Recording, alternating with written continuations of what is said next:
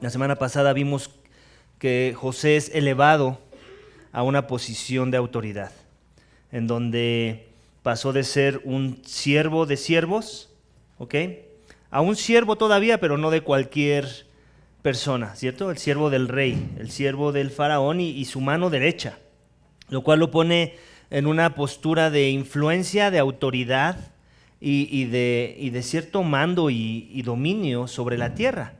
El faraón se lo dijo, o lo dijo a sus allegados: ninguno es más poderoso ninguno está por encima de Faraón. El único que está por abajo de Faraón vendría siendo él, y de él para abajo. Básicamente lo puso como su mano derecha. Y eso hace que ahora José esté en un estado favorable. Pero la historia continúa en la misma idea de lo que fue la revelación que tuvo su sueño, que iba a venir hambre sobre la tierra. Y es así como empieza el capítulo 42, en donde esa hambre comienza a impactar a las naciones de alrededor, y vemos que el papá de José, y que es también papá de sus hermanos, se da cuenta de la situación y quiere poner manos a la obra. Y de eso vamos a hablar, de cómo se desarrolla la historia y se desenvuelve la historia, de tal forma que vamos a ver que la vida de José tenía un propósito muy noble a la luz de los acontecimientos. El título del mensaje es una fiesta, una copa y un sustituto. Y básicamente es a la luz de esos tres acontecimientos que vemos que se desarrolla la historia. Una fiesta, una celebración, una copa que es robada, o que se da la impresión de ser robada, y un sustituto que alguien quiere tomar el lugar de José, del hermano de José, Benjamín, cuando éste va a ser declarado no solo culpable o encontrado culpable, sino su vida está en peligro. Y eso es lo que vamos a ver hoy. En el primer subénfasis vamos a ver que José satisface las necesidades de sus hermanos a la luz del llamado que hizo su padre, Jacob, con respecto a la hambruna que se avecina y que él puede vislumbrar. Esto es algo bien importante en cuanto a la importancia de tener líderes, ¿cierto? En el contexto de Jacob, él es el líder de toda su familia, y un líder siempre debe estar buscando proteger a aquellos bajo los cuales él protege, él cuida, él estaba sobre su liderazgo de ellos.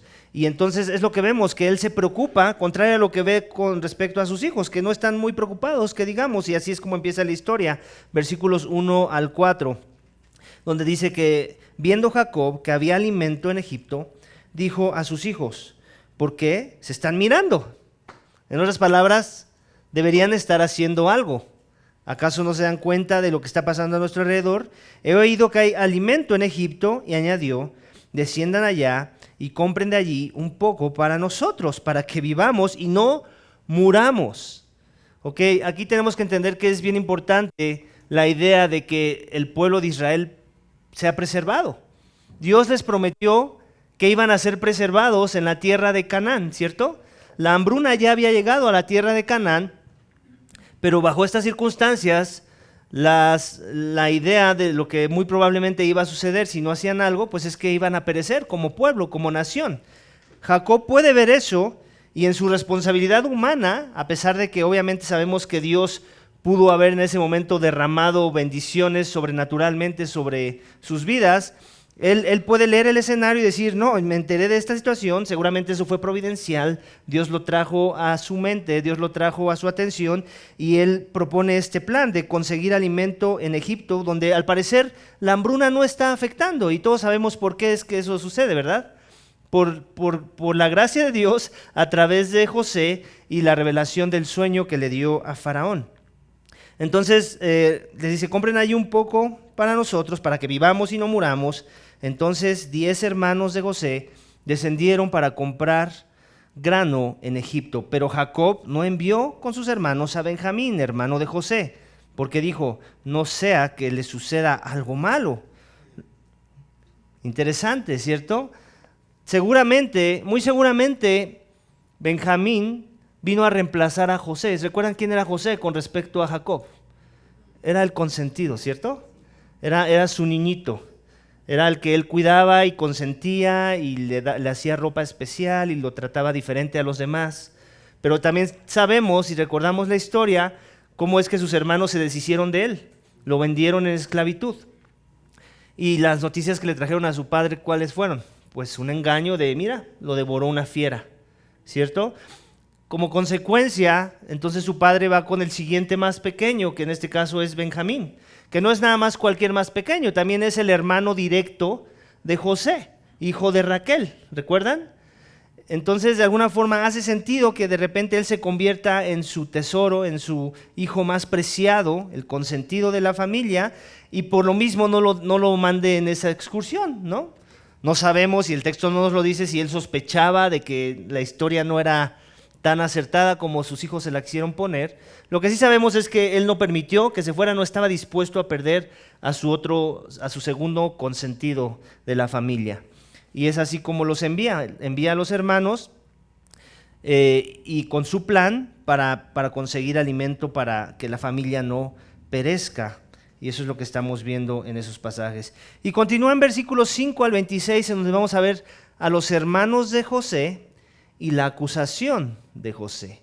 Los hermanos de José actuando y obedeciendo la voluntad de su papá, siendo enviados a Egipto, obviamente con dinero para comprar los recursos y regresar a casa y la familia no perezca, pero también en ese proceso José los reconoce y los acusa de algo. Vamos a ver en esos versículos. Vamos a ir avanzando y explicando, precisamente porque es mucho el texto, no puedo leer y después volver a regresar y volver a leer, ¿vale?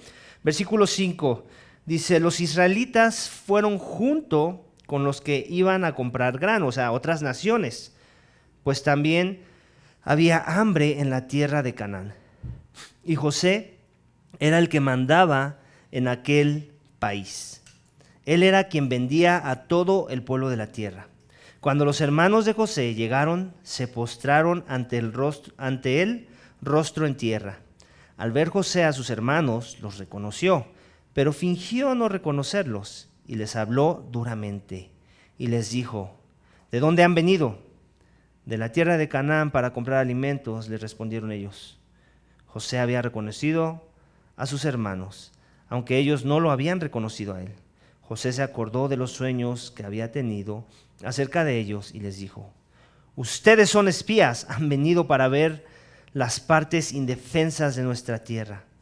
No, señor mío, le dijeron ellos, sino que tus siervos han venido para comprar alimentos.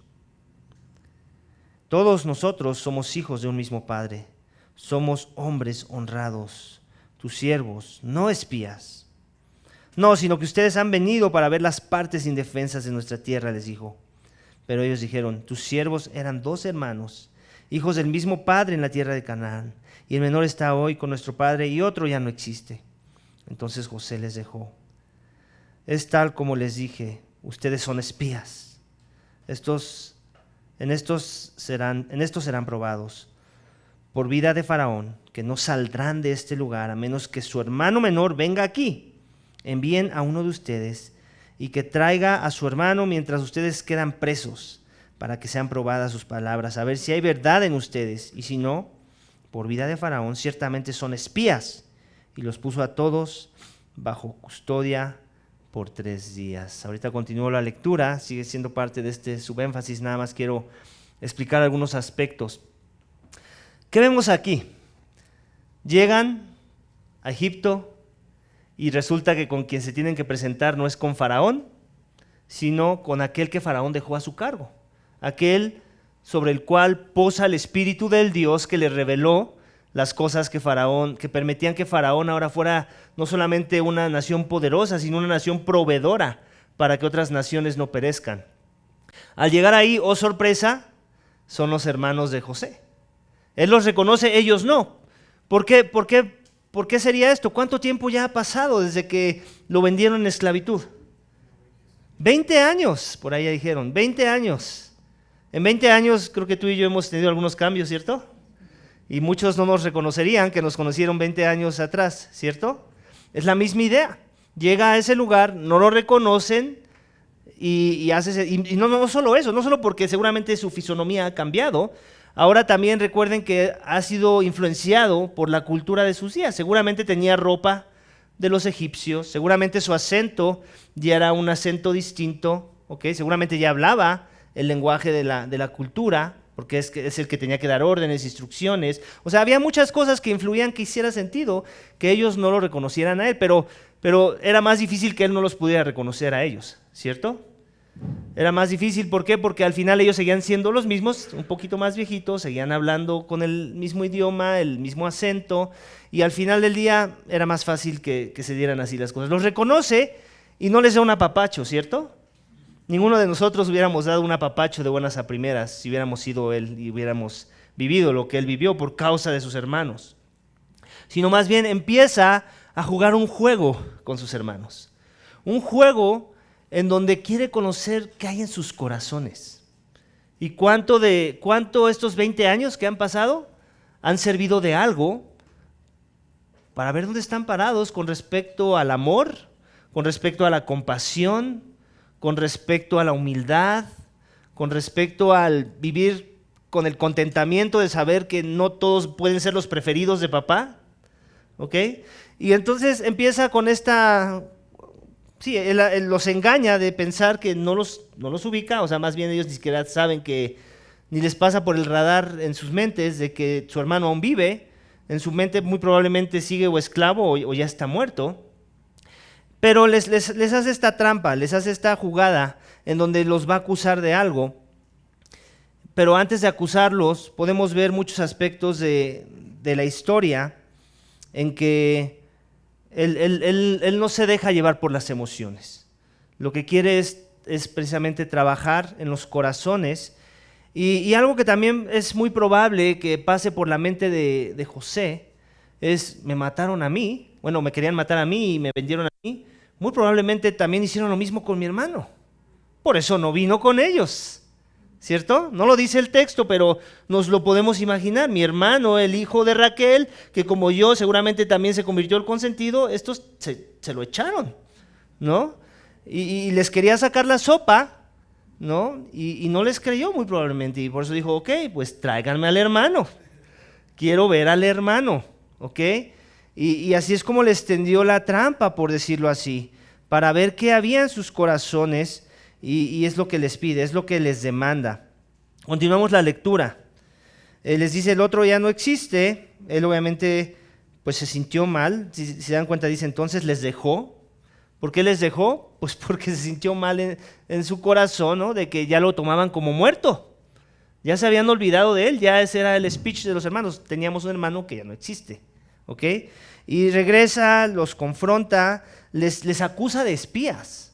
Okay, ¿qué creen que pasaba con un espía? Cuello. Un espía de cualquier nación en otra nación, muerte.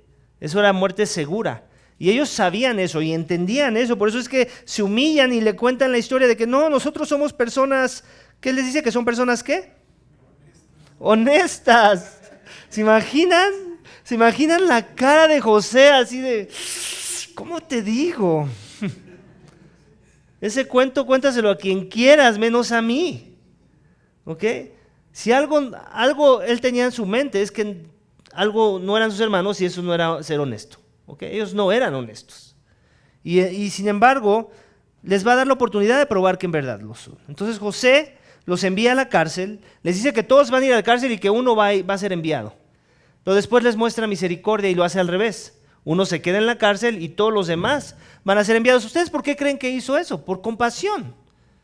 Compasión, ¿por qué? Porque quería que llevaran los víveres y las cosas por las que ellos fueron enviados para poder suplir las necesidades de la familia de Jacob. Entonces envió a todos los demás, dejó a uno, ¿a quién? A Simeón. Entonces les dijo al tercer día: hagan esto y vivirán, pues yo temo a Dios. Él sí temía a Dios, no como sus hermanos.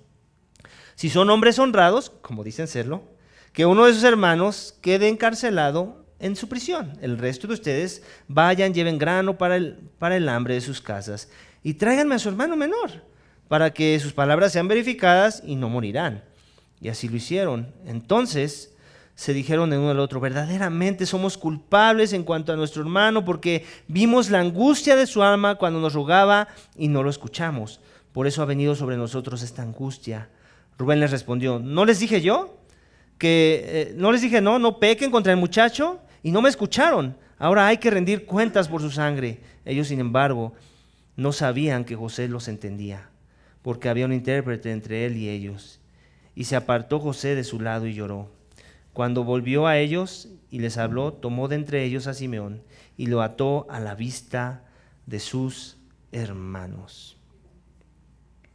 Entonces ahí vemos que se confabula la acusación. Los acusa de ser espías, se va a quedar uno en la cárcel, mientras los otros van a tener que ir a traer al hermano. Él quiere que prueben su honestidad y la veracidad de sus palabras con la evidencia de poder ver a su hermano cara a cara. Y esa es básicamente la petición. Se dan cuenta que los hermanos de alguna forma empiezan a entender que hay consecuencias por el pecado. Tal vez hasta ese momento no habían tenido ninguna, no lo sabemos, pero lo que sí podemos estar seguros es que en este punto ellos pueden hacer una reflexión y pueden en alguna forma atribuir que no se iban a salir con la suya, que ahorita tal vez estaban empezando a pagar lo que había sucedido cuando vendieron a su hermano en esclavitud. Y de alguna forma se lo atribuyen a Dios. Y en un sentido tal vez era verdad. O sea, Dios está orquestando esto, ¿cierto? Lo vimos la semana pasada.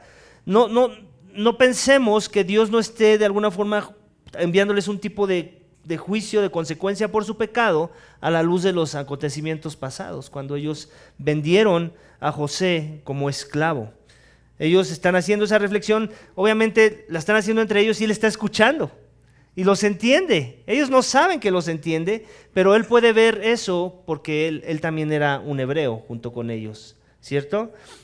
Continuamos la lectura en donde vamos a transicionar a la parte en donde ya son enviados con Jacob y los hermanos de José y la desesperación de Jacob. Jacob se desespera, ¿por qué? Por las noticias que le traen, que ahora le va a turbar su alma. Vamos a ver, continuamos en versículo 25, versículo 27, perdón.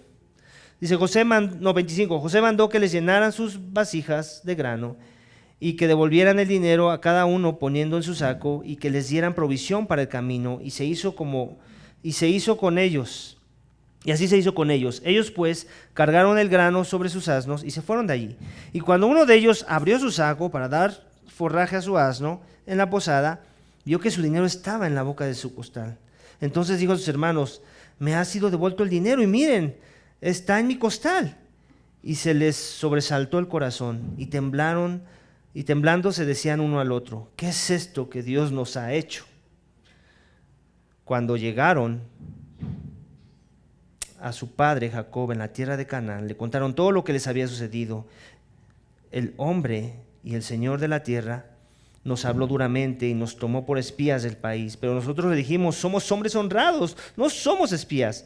Éramos 2 hermanos, hijos de nuestro padre, uno de ellos no existe, hijos de nuestro padre, uno de ellos no existe, y el menor está hoy con nuestro padre en la tierra de Canaán. Entonces el hombre, el Señor del país, nos dijo: por esto sabré que son hombres honrados. Dejen uno de sus hermanos conmigo y tomen el grano para el hambre de sus casas y márchense. Pero tráiganme a su hermano menor para que yo sepa que ustedes no son espías, sino hombres honrados. Les devolveré a su hermano y podrán comerciar en la tierra. Cuando vaciaron sus sacos, el atado del dinero de cada uno estaba en su saco. Y al ver ellos y su padre los atados de su dinero, tuvieron temor. Y su padre Jacob les dijo: ustedes me han privado de mis hijos. José ya no existe y Simeón ya no existe, y ahora sé que quieren llevar a Benjamín. Todas estas cosas son contra mí. Entonces Rubén habló a su padre: puedes dar muerte a mis 2 hijos si no te lo traigo. Ponlo bajo mi cuidado y yo te lo devolveré. Pero Jacob dijo: mi hijo no descenderá con ustedes, pues su hermano ha muerto y solo él me queda. Si algo malo le acontece en el viaje en que van, harán descender mis canas con dolor al Seol. Vemos a Jacob que no está dispuesto a perder un hijo más, y menos a otro de sus consentidos, ¿cierto? Y lo que vemos es básicamente una desesperación de Jacob. ya está anciano, imagínatelo ya anciano de días, ¿ok? Con la responsabilidad de proveer para su casa. Él piensa que tiene un buen plan para proveer y al regreso sí hay provisión, pero también hay desesperación. También hay temor, el texto nos dice. ¿Cuál es ese temor? El de perder a uno de los suyos. Y sus hijos lo saben, por eso es que no querían dejar a Simeón y mucho menos quieren traer a Benjamín a la tierra. Saben que va a ser muy difícil que su padre les suelte a su hermano.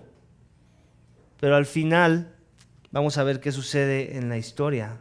Lo que sí podemos ver es que tiene que ser Dios el que haga un milagro en el corazón de Jacob para que esto suceda, para que él ceda a las peticiones de la mano derecha de Faraón. Y es lo que vamos a ver en la siguiente sección. José muestra bondad a sus hermanos y los hermanos regresan a Egipto. ¿Por qué? Porque Jacobo, cedió a las peticiones. Pero no cedió muy fácilmente y lo vamos a ver luego al inicio del capítulo 43, en donde vemos que se les tuvieron que acabar las provisiones para que él considerara la posibilidad de enviarlos. Mientras como que ya había dado por perdido a Simeón, ¿se dan cuenta? Ya lo había dado por perdido. Si no es que el hambre lo orilla, ha de haber dicho, bueno, pues de todos modos vamos a morir aquí todos, pues enviémoslos y a ver qué pasa. Igual y pierdo a todos mis hijos, pero existe la posibilidad de que Dios nos muestre favor y todos regresen a casa. Y es lo que vamos a ver en este capítulo 43. Dice, el hambre iba agravándose en la tierra, y cuando acabaron de comer el grano que habían traído de Egipto, su padre les dijo, ¿te das cuenta? Ahí está, porque se les acabó la provisión. Vuelvan allá y cómprenos un poco de alimento. Pero él no estaba todavía cediendo a su hijo, ahorita lo van a ver más adelante. Pero Judá le respondió, aquel hombre claramente nos advirtió, no verán mi rostro si su hermano no está con ustedes. Él entendía muy bien que con quien había que lidiar era con José. Y José dejó muy en claro que ellos necesitaban mostrar que en verdad eran personas de honra. Y a menos que eso sucediera, mejor para qué vamos. Básicamente es lo que le está diciendo a Jacob. Papá, ¿para qué vamos? Si tú no sueltas a tu hijo, nosotros no vamos a conseguir ni siquiera una cita con esta persona. ¿Ok? Vamos a ver qué sucede. Si envías a nuestro hermano con nosotros, descenderemos y compraremos alimento. Pero si no lo envías, no descenderemos. Porque el hombre nos dijo, no verán mi rostro si su hermano no está con ustedes. Entonces Israel respondió, ¿por qué me han tratado tan mal informando al hombre que tenían en su hermano? Perdón, voy a volver a leer. ¿Por qué me han tratado tan mal informando al hombre que tenían un hermano más? En otras palabras, ¿no se podían quedar la boca callada? ¿No podían haber dicho que eran ustedes mis hijos y nada más? Pero ellos dijeron, el hombre nos preguntó específicamente acerca de nosotros y nuestros familiares, diciendo, ¿vive aún su padre? ¿Tienen otro hermano? Y nosotros contestamos sus preguntas. ¿Acaso podríamos nosotros saber que él diría, traigan a su hermano? Y hace sentido, ¿cierto? O sea, ellos ni por aquí les pasaba que les iban a tender una trampa, que los iba a poner en aprietos. ¿Quién hubiera pensado? ¿Quién podría saber esos detalles sino alguien que era de su propia familia? Entonces, pues le están tratando de hacer entender a su papá de que, oye papá, pues si así vinieron las cosas, cualquiera hubiera soltado esa información. Y Judá dijo a su padre Israel, envía al muchacho conmigo, nos levantaremos e iremos para que vivamos y no perezcamos. ¿Te das cuenta? Sigue viendo este tema de no morir, de no perecer, de prevalecer como familia. Es la familia, otra vez, no perdamos el contexto de Génesis, todo lo que hemos venido arrastrando. Es la familia a la que se le hicieron promesas. Promesas de multitud de personas, promesas de bendición, promesas de tierra, promesas de que iban a ser de bendición para otras naciones. Pero si perecen, obviamente todo eso parece que termina, ¿cierto? Y no queremos eso, y Judá entendía que no querían eso, y Judá dijo a su padre, envía al muchacho conmigo, nos levantaremos, iremos para que vivamos y no perezcamos, tanto nosotros como tú y nuestros pequeños, yo me haré responsable de él. ¿De quién? De Benjamín.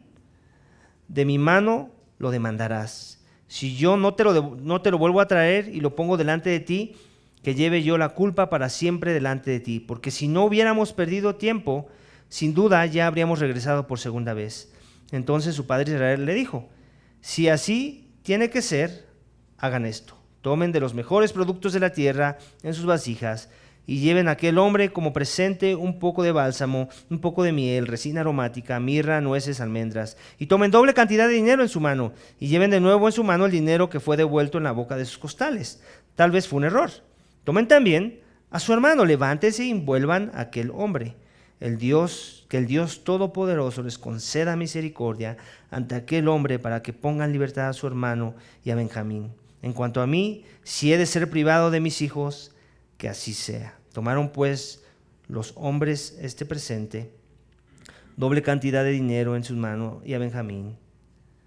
Se levantaron y descendieron a Egipto y se presentaron delante de José. Entonces aquí vemos que los hermanos sí regresan a Egipto.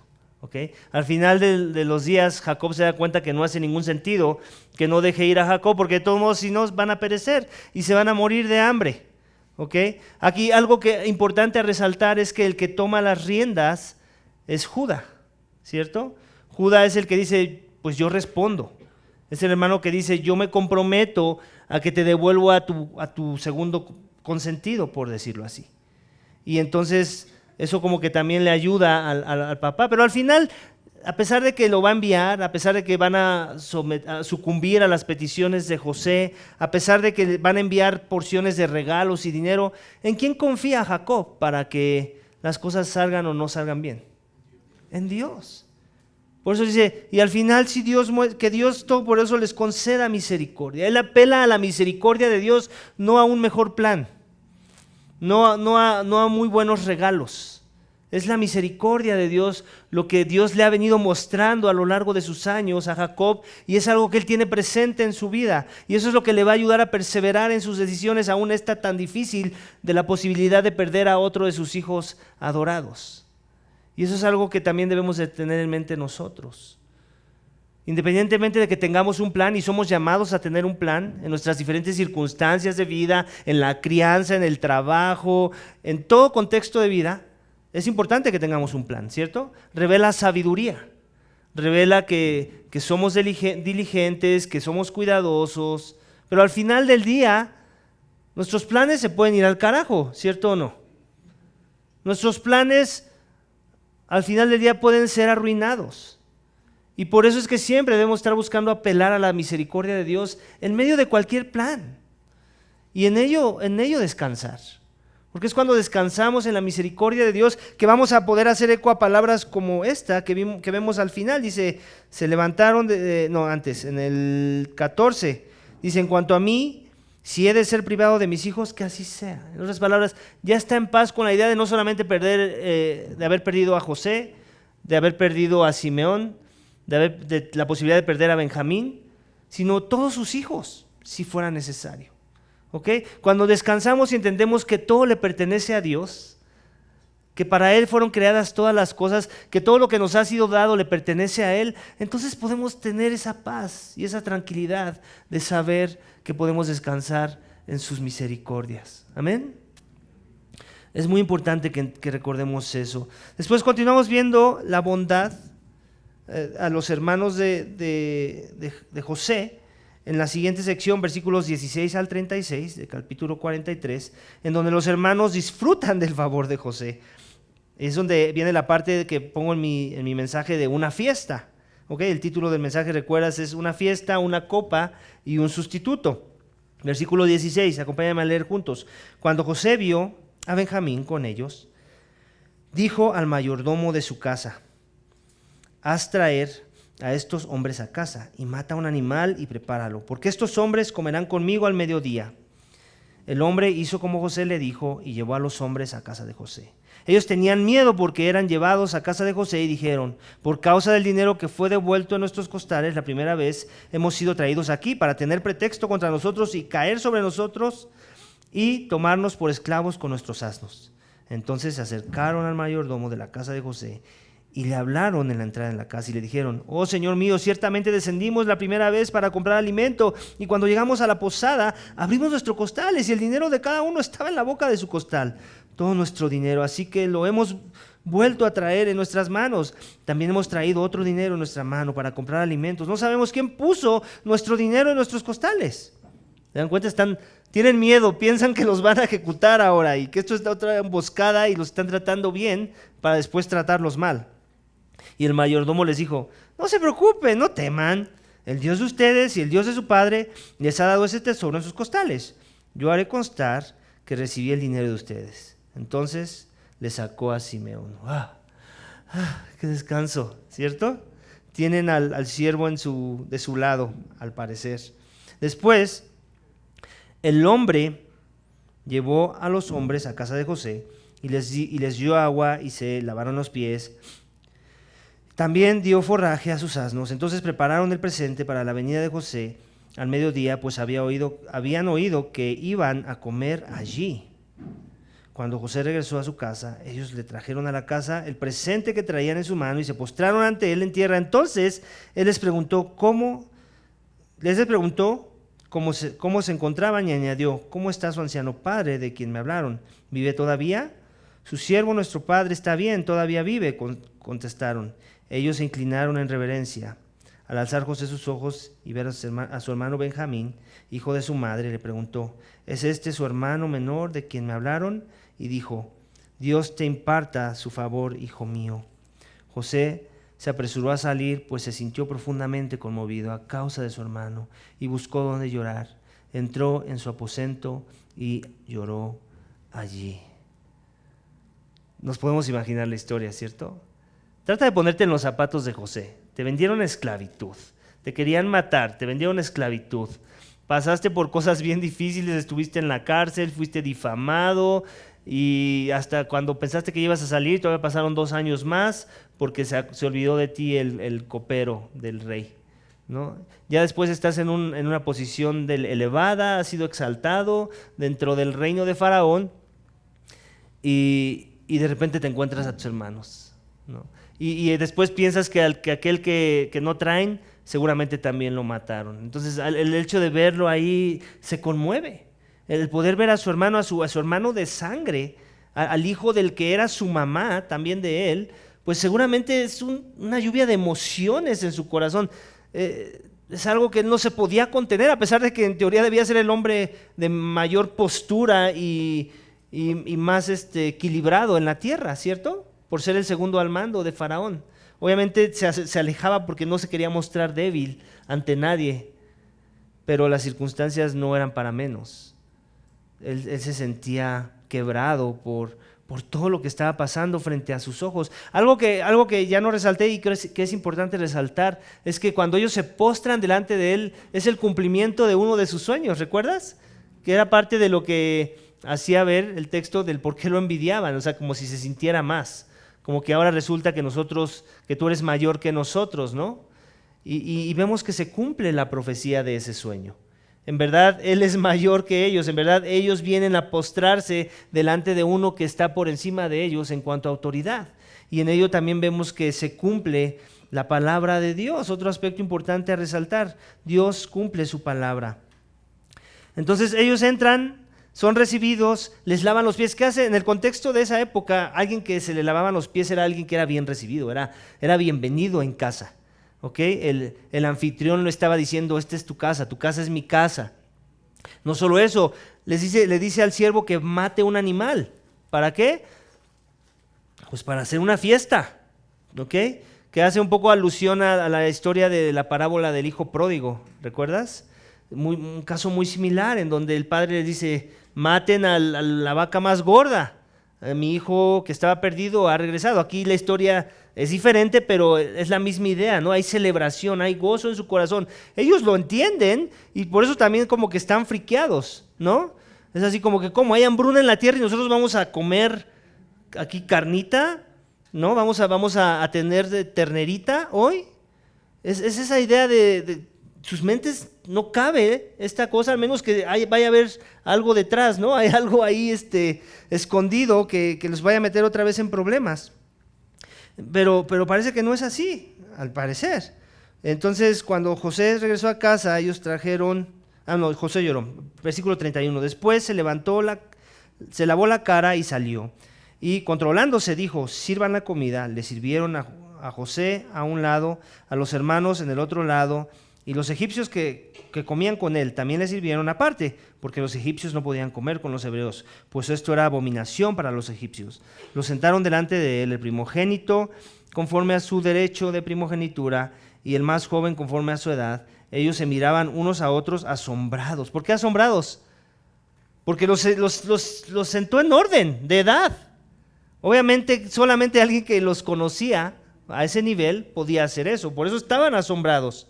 Y les llevó porciones de su propia mesa, pero la porción de Benjamín era 5 veces mayor que la de cualquiera de ellos. Bebieron pues y se alegraron con él.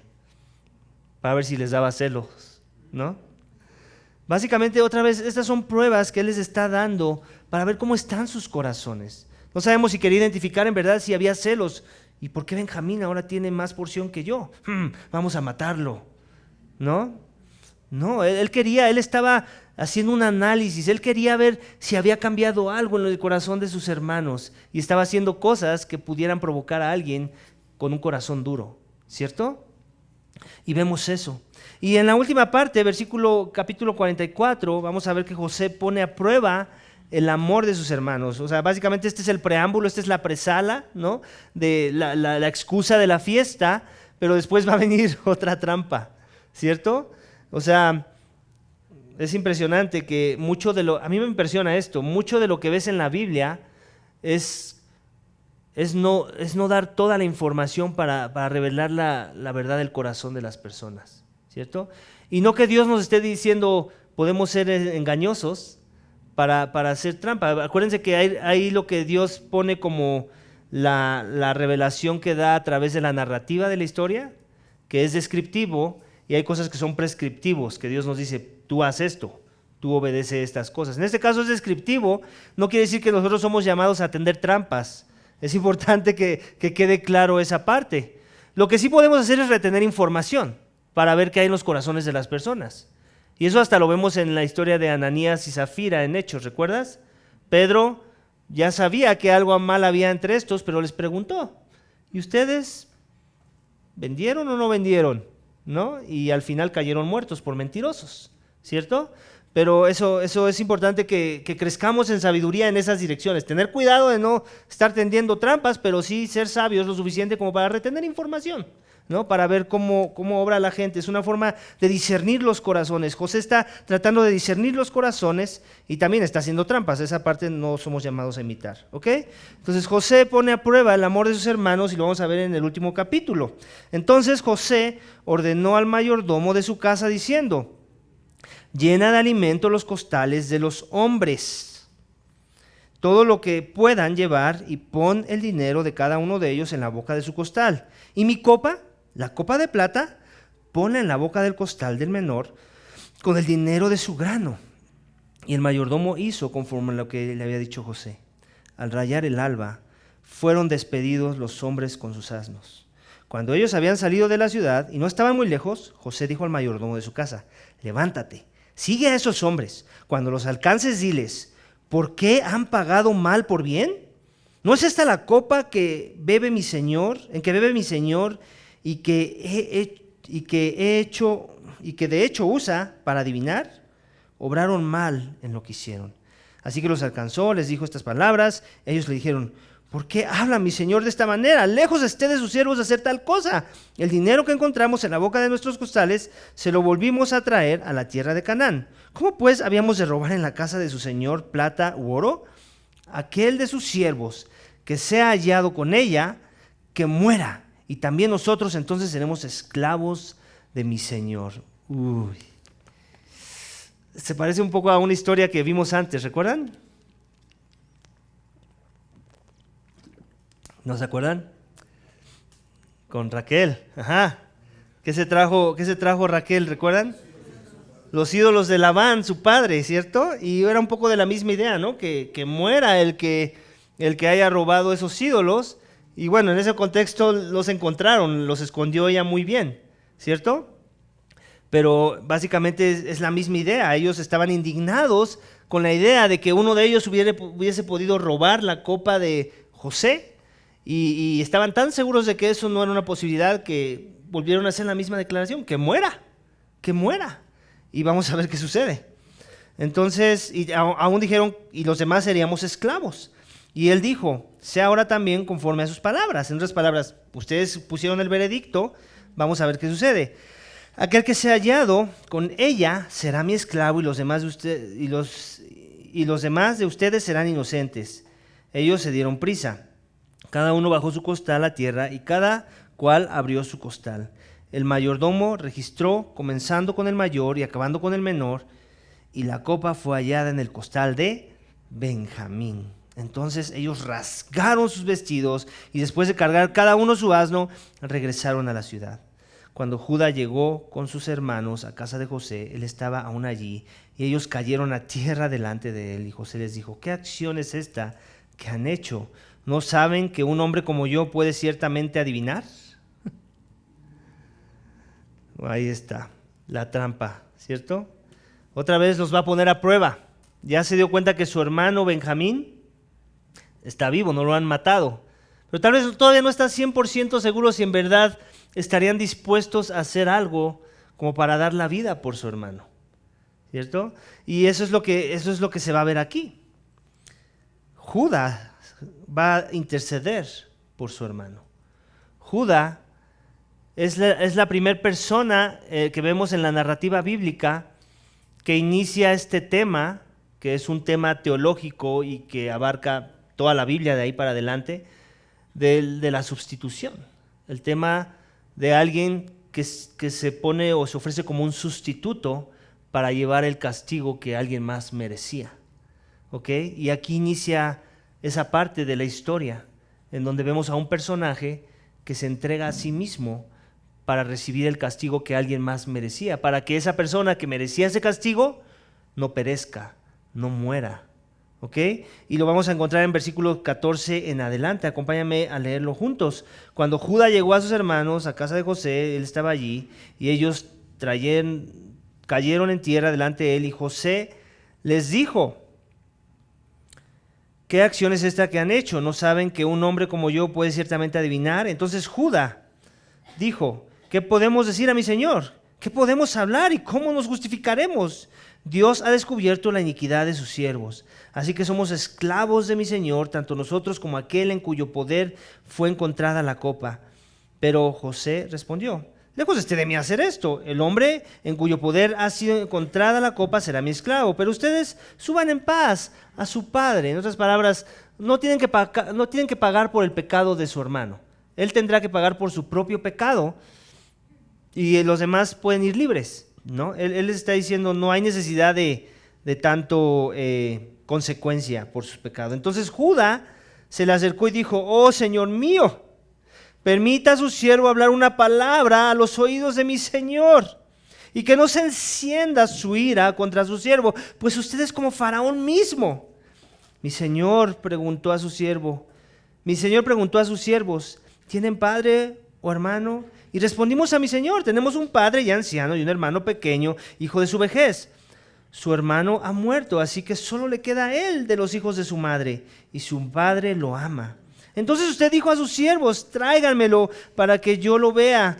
Y nosotros respondimos a mi señor: el muchacho no puede dejar a su padre, pues si dejara a su padre, éste moriría. Usted, sin embargo, dijo a sus siervos: si su hermano menor no desciende con ustedes, no volverán a ver mi rostro. Aconteció pues que cuando subimos a mi padre, su siervo, le contamos las palabras de mi señor, y nuestro padre dijo: regresen, cómprenos un poco más de alimento. Pero nosotros respondimos: no podemos ir si nuestro hermano menor no va con nosotros. Entonces iremos, porque no podemos ver el rostro del hombre si nuestro hermano no está con nosotros.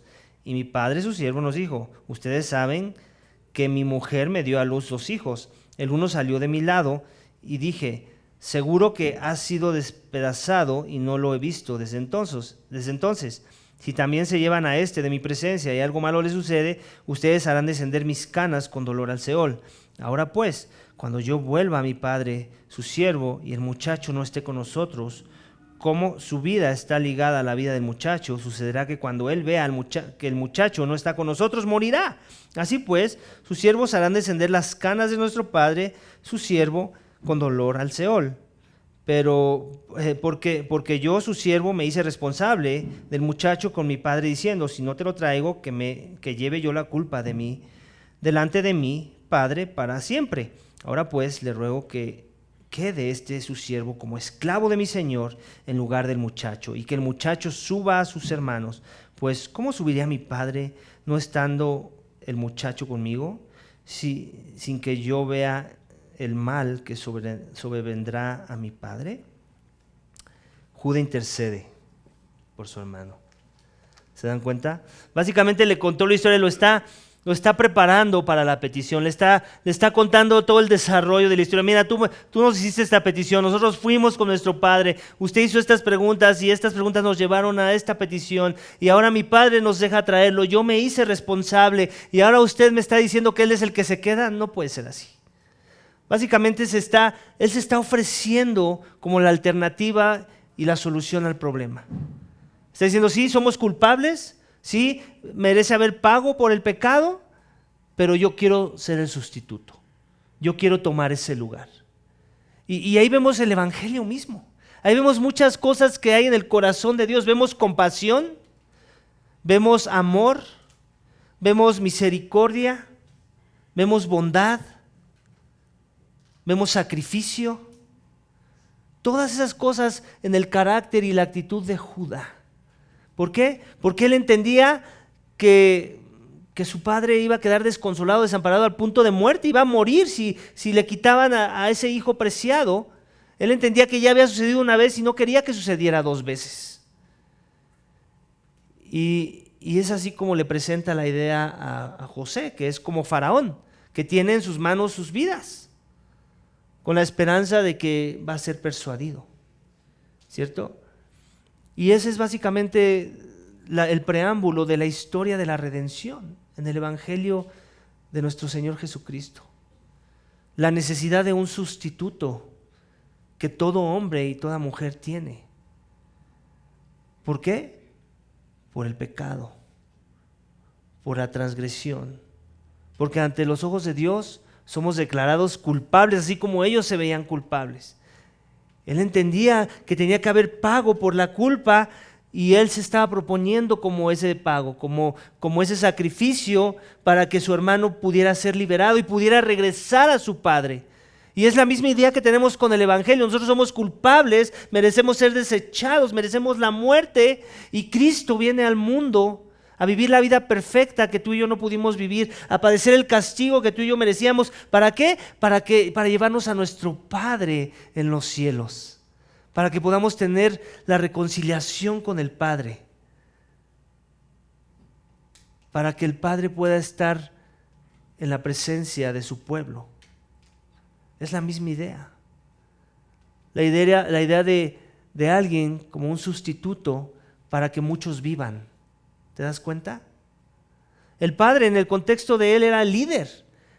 Básicamente moría el líder y es como si muriera el pueblo. Sabemos que eventualmente se levantan líderes, pero en ese momento la situación era vulnerable, ¿cierto? Había hambruna, no había liderazgo. Él mismo les tuvo que decir a sus hijos, hagan algo. El pueblo perecía. Él entendía que el padre era la figura importante que necesitaba estar ahí.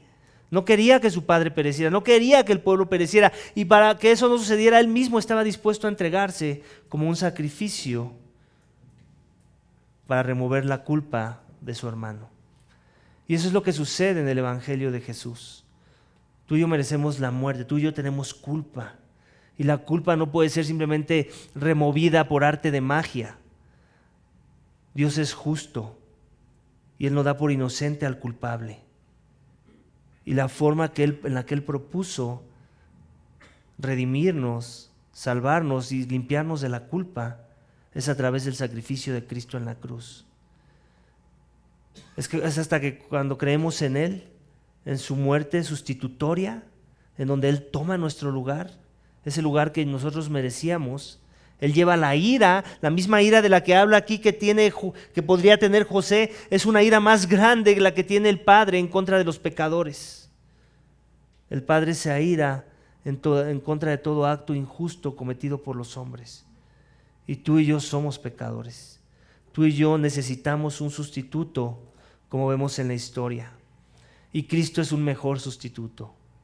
Últimamente sabemos que es de la tribu de Judá que viene el linaje de Jesús.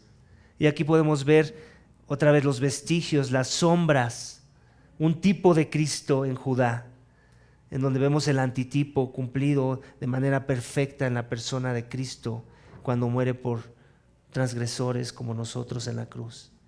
Y es cuando ponemos nuestra fe en Él, en ese sustituto perfecto, en ese sustituto que es acepto delante de los ojos de su Padre, que tú y yo podemos ser salvos de la ira, salvos del castigo, salvos de la condena, salvos de la muerte, salvos del poder del pecado en nuestras vidas.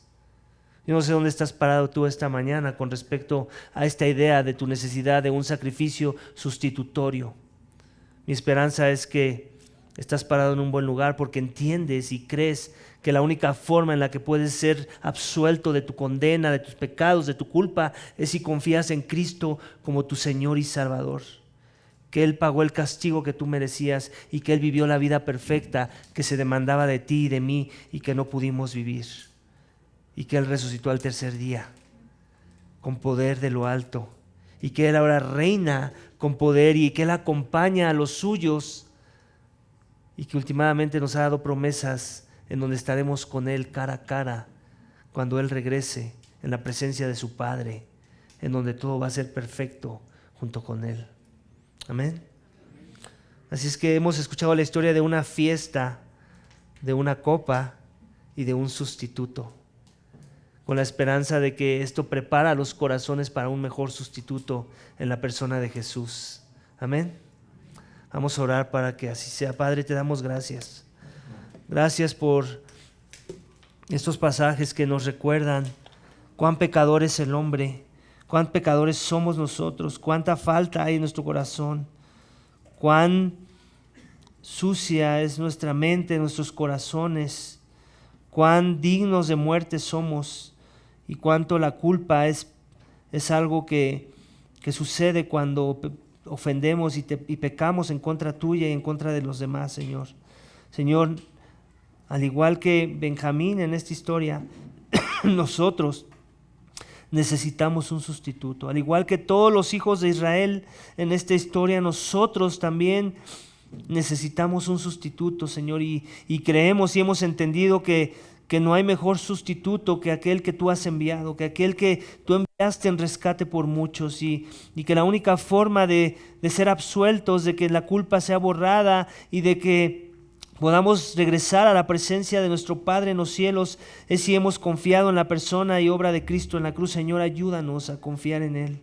Yo ruego por aquellos que aún no han doblado su rodilla a Jesús, que aún siguen de alguna forma hostiles, renuentes, tercos a la posibilidad de rendir sus vidas a Jesús. Señor, quebrántalos, muéstrales que es el único camino, que no hay otro hombre dado a los hombres por el que podamos ser salvos, que solo Cristo Jesús nos redime, nos salva, nos absuelve, nos perdona, nos limpia y nos declara aceptos delante de ti, Señor, por la justicia que le pertenece a Él, Señor. Gracias por historias como esta que nos recuerdan de la doctrina de la sustitución, Señor, y que necesitamos un sustituto y que no podemos ser nosotros mismos otro pecador junto con nosotros. Tiene que ser alguien limpio, de manos limpias, con corazón puro, y el único calificado con ese perfil es tu Hijo, Señor. Gracias porque nos lo diste y a través de Él podemos tener otra vez,